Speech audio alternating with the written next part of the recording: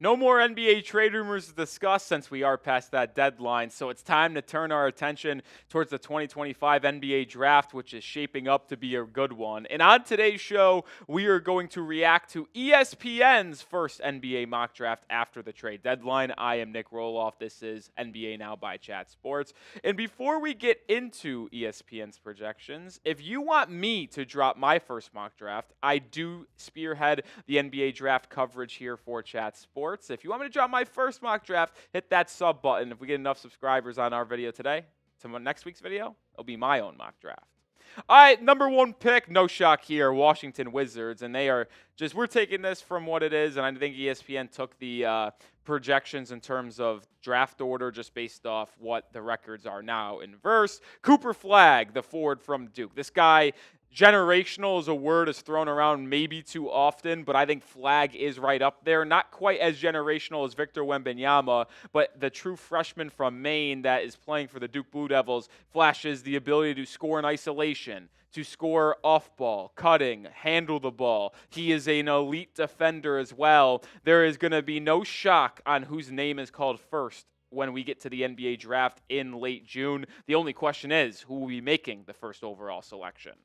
Dylan Harper goes number 2 to the New Orleans Pelicans, the guard out of Rutgers. My current number 2 player in the draft class, the lefty guard, has a really good blend of physicality but quick burst, the ability to finish through contact, around contact, and his jumper is getting more and more improved. Has battled some injuries this year for the Scarlet Knights, but I think he would be a slam dunk for any team that needs help in that backcourt. We're going to have another Rutgers player go number 3 overall. The Utah Jazz select Ace Bailey. Bailey's such an intriguing, fascinating prospect. He has an elite athleticism trait. He's got great length. He can elevate over any type of defender to get his shot up. The only question on Ace Bailey right now is his actual shot selection. His profile is not very good. Takes a lot of mid-range shots, takes tough fadeaways, contested mid-range shots. He makes them, but will NBA teams look to change his shot profile to the modern NBA of 3 and inside? I probably believe so, but any team that needs a big guard or wing scorer, Ace Bailey is going to be right up your alley. One of my favorite players, VJ Edgecombe, the guard from Baylor, going number 4 to the Charlotte Hornets. Edgecombe, you want to talk about a superb athlete. He can jump out of the gym, and he is starting to shoot extremely well from beyond the arc, shooting about 45-50% from 3 in the last couple of weeks in Big 12 play. You combine his ability to shoot now with that athleticism, played well in the FIBA Olympic qualifiers for the Bahama team. He is going to be someone perfect. Really like that fit with Charlotte to plug him in right in between Brandon Miller and LaMelo Ball. Yeah, that's an interesting young 3. Kasparas Jakucionis, the guard from Illinois, goes number 5 to the Toronto Raptors. Right now, if you take away Cooper Flagg, I would say Jakucionis is my favorite prospect in this class. He is a 6'5", 6'6" guard. He has a turnover issue right now, but just speaking on the positives, he has a really smooth stroke from beyond the arc. He finds teammates. He is a really good and able lob pass thrower, which is something you can't say about a lot of young point guards early on in their career. And when you talk about the NBA spacing, I think Jakucionis will thrive in that more than at the college level, which is causing some of those turnover issues just with natural scorers and shooters at a higher level around him. Jakucionis, to me, is going to be a legit point guard in the NBA that can do it all. I'm excited for his possibility. I would have him as my number 3 player in the class right now. He's one of my favorite prospects so far, but let me know yours. Who is your favorite NBA draft prospect so far? Let me know your thoughts down in the comment section. You know what? I'll say this. Can't say Cooper Flagg. Who's your favorite? How about Cooper Flagg's teammate, Knueppel, the guard/forward out of Duke, going number 6 to the Brooklyn Nets? This one shocked me a little bit. I can't lie. I really like Knueppel's game. Good three-point shooter. I think there's a chance he actually returns to college and plays a second season for the Blue Devils if he gets a good enough NIL bag. But he will go likely in the lottery. I think this is a pretty high ceiling for him. Like, this is the highest he could possibly go, but he's an elite shooter and would be a great connecting piece for any team just looking to build talent on their roster. Another Blue Devil. Yeah, that's 3 in the top 7. Khaman Maluach, the center from Duke. Another player that got some experience playing in the Olympics this past summer. Maluach has been a little bit disappointing, in my opinion, for Duke this year. I expected a little bit more from him offensively, but you've just seen Knueppel and Cooper Flagg take such of the headlines and the stats and the highlights for that Duke team. Maluach is someone who's 7'2", unbelievable wingspan. He can move his feet. Wouldn't say he could guard the perimeter at a high level, but can shift out there slightly in spot moments. Maluach's size and finishing around the rim, which he does at an incredible rate, will make him a top 10 prospect for sure. And with Nikola Vucevic probably leaving the offseason, makes sense for the Bulls to grab a center. Another player I really like, Igor Demen, the guard from BYU. BYU, how about this? They're getting back-to-back top prospects, A.J. Gymnasta, the projected number 1 pick in next year's draft heading there next season. But Demen is someone who, like Jakucionis, lengthy 6'6", 6'7", 6'8 guard that sees over the top of opposing defenses and is able to make quick, sharp decisions. Demen's got to improve his three-point shot. That's why Jakucionis is ahead of him, in my opinion. He's just a more natural scorer of the basketball at this stage, but someone who can get to the rim, use his length. Demen's an intriguing guy, and you see Portland start to build these versatile size guys that can handle the ball, can shoot, do it all. It's a good fit for the Trailblazers if Demen's there at number 8. How about one of the biggest risers in college basketball this season, the true freshman out of Oklahoma, Jeremiah Fears. He has been truly sensational. High-volume guy, which is a little bit concerning because you see some of these stats maybe get more inflated because of the usage rate that Fears has. But going from probably no one expected him to even be a first-round pick to be a lottery guy, he showcases the ability to drive by you with his speed, finish around the rim. The shooting is a little bit of a question mark for Fears right now, but 6'4", 185, a lot of talent, young guy. I think Fears being a lottery prospect is something of a lock right now. One of my favorites, Derek Queen, the center from Maryland. Just like Fears, no one expected Queen to be even on NBA draft radars this season. The true freshman has an intriguing body, 6'10", 245, but he's got true footwork. He's got great touch around the rim. I'm curious about his defense, and he doesn't really space the floor that well. He's only shot a couple threes this season, but Queen is someone that's putting up consistent 18 and 10 a night for the Terrapins. I like Queen a lot. Could make sense as a backup center in OKC. A little bit of a slide here for Trey Johnson, the guard from Texas. Shocked by him going number 11 in this ESPN mock. I would expect him to go inside the top 10. Trey Johnson, there's a lot of questions about his defense, his ball handling, but this dude can flat out shoot the rock, which is why with Knueppel going number 6 in this mock draft to Brooklyn, it shocked me a little bit because I think Trey Johnson is just a better version of Knueppel at this point. Maybe Knueppel is ultimately a better playmaker and a better defensive player at this point in their careers, but Johnson can shoot the pill at a very high rate. He can score the basketball. Unsure of the fit in Houston, but Trey Johnson, the basketball player, is a fun one to watch. Joan Berenger, the center from France, heading to the San Antonio Spurs. And I do want one common theme to be mentioned here. You're going to see a lot of Brooklyn Nets picks, a lot of OKC picks, and a lot of San Antonio Spurs picks in this mock draft. Those three control like what feels like half of this draft for some reason. But Berenger could be the backup center in San Antonio. This is also a pretty good landing spot for a guy like Derek Queen if he slides. I'm a big fan of the Spurs looking to add a backup center in the draft this year, and Berenger from France is the man for ESPN. A UConn Husky goes number 13 to Atlanta, Liam McNeely. I really like McNeely's game, man. He is a lengthy 2/3 hybrid in the NBA, if you're asking me. He just had one of his best games of his career. Actually, it was the best game of his career against Creighton a couple nights ago. Dropped 35-plus points, shot incredibly efficient from the field. His three-point stroke looks very, very good, but he's got the size and length to defend as well at the next level. McNeely is someone a lot of teams will probably be fascinated by to be a connecting piece between their front court 4-5 and their back court if they need one. Another intriguing name here to the Dallas Mavericks of 14, Nolan Traore, the guard from France, who coming into this draft process before the college basketball season was probably a projected top 8 pick. Traore has been labeled as a true point guard out of France. Is the case. He has had experience playing professionally, has experience playing on the France national team. True point guard, not a good jump shooter, not a good scorer right now, but is a good playmaker. If he's able to develop an offensive game at the next level, he could be really good. But I get the concerns about that and why some people might think, oh, this could just be another Dante Exum type of point guard from overseas.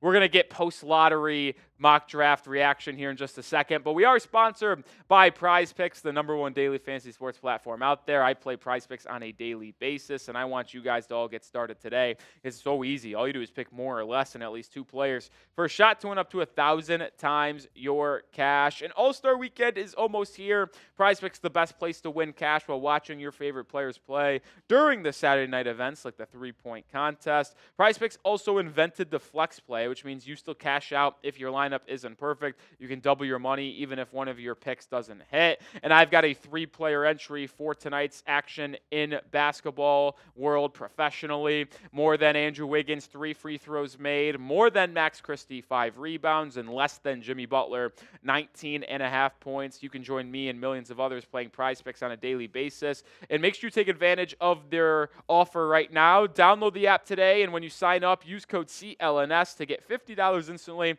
after you play your first $5 lineup. One more time, download the app today and use code CLNS to get $50 instantly after you play your first $5 lineup. Links in the description and comments of today's video. Prize Picks, run your game.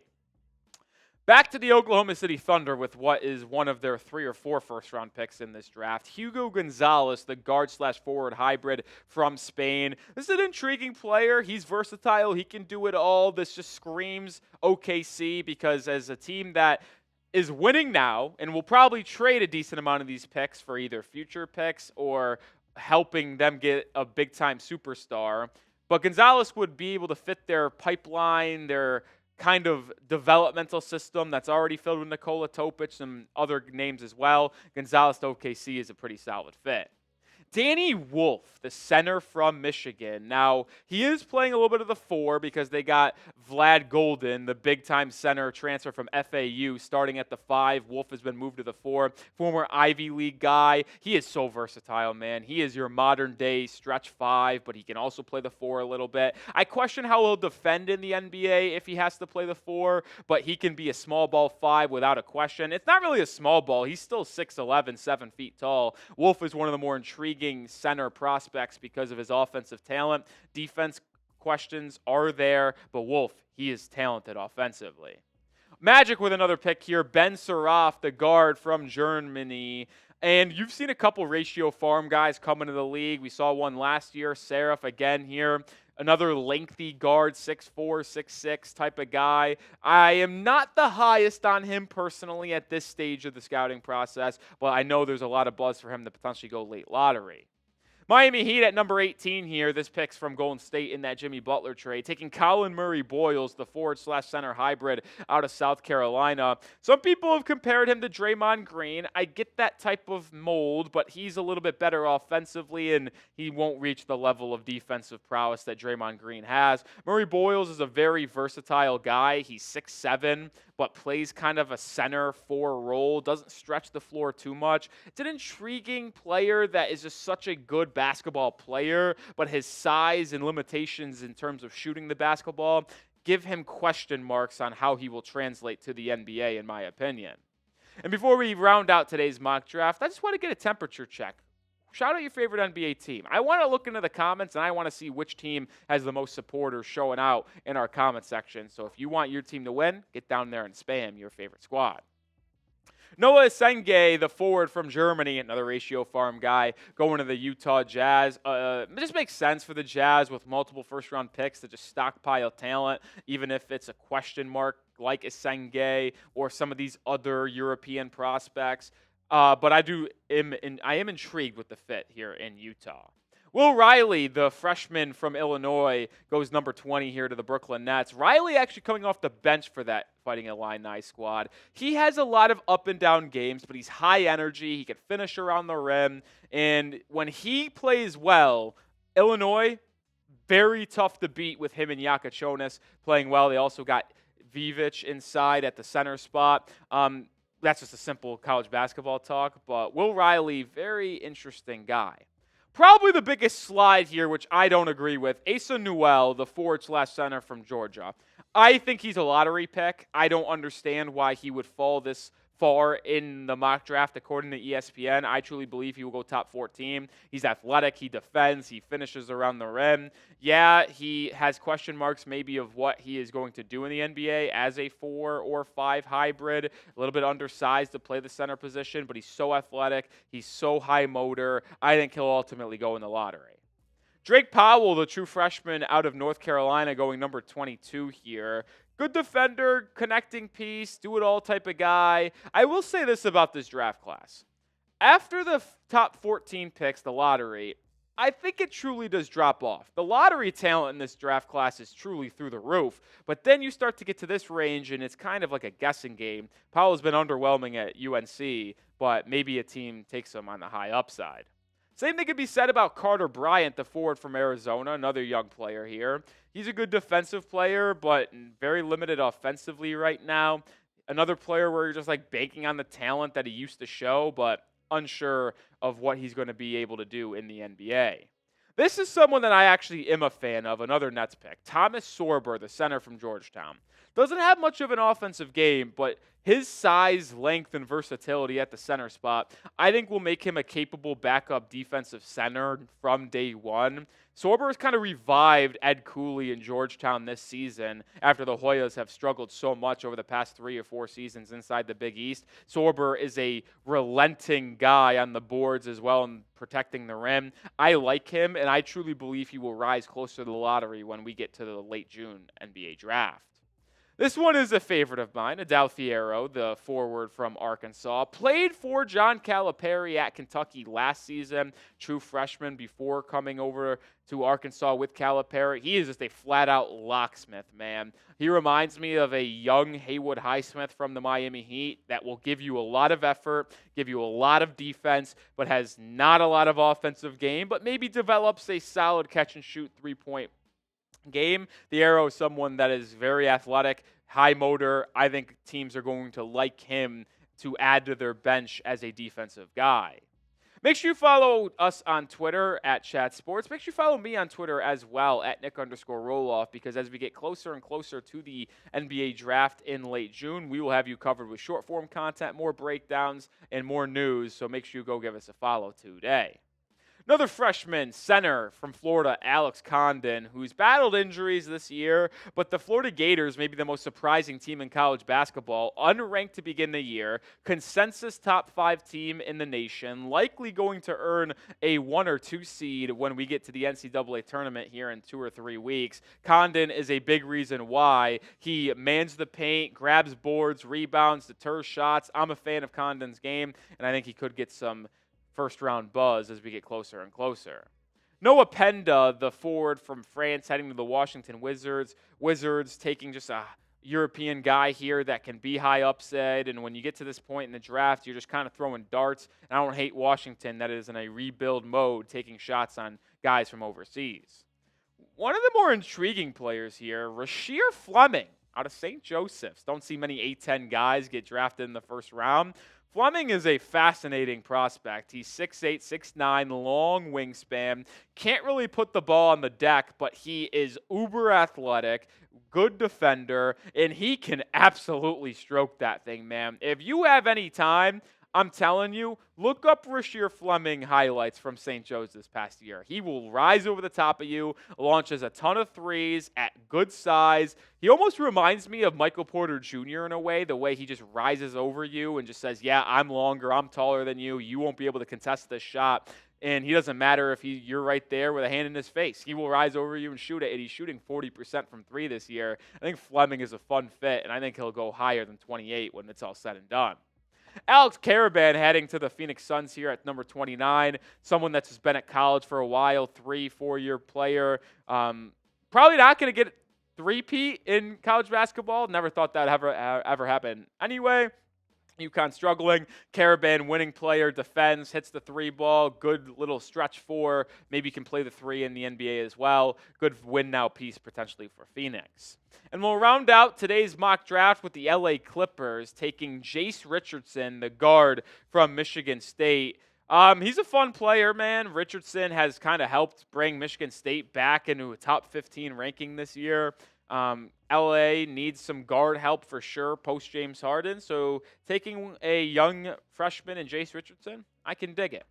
All right, that's the first 30 picks in this mock draft. We aren't going to do a second round today. We don't want to be here for another 30 minutes. Grade this ESPN NBA mock draft for me down in the comment section. First one of the year, A, B, C, D, or F. Let me know your thoughts on it. And make sure you do subscribe because, like I said, we'll continue to drop NBA draft content and more NBA news and rumors throughout the season on the channel. So join us today, and if we get enough subscribers, I'm setting the bar at 20 on today's video. I'll drop my own mock draft next week.